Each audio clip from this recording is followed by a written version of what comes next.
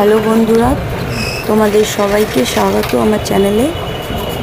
ধর্ম হোক যার যার, বড় শীতলা মাতা সবার।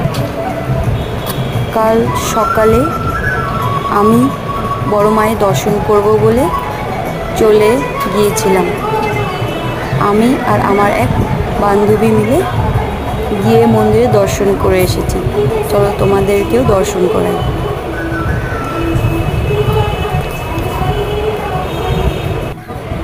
সম্ভব না। বর্তমান মন্দিরের প্রতিষ্ঠা মোটামুটি আনুমানিক 70-80 বছরের পুরনো এই মন্দির।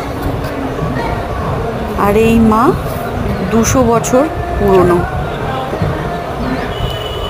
ভোর সকাল 5টা থেকে 5:30 এই মন্দিরের আরতি শুরু হয়ে যায়।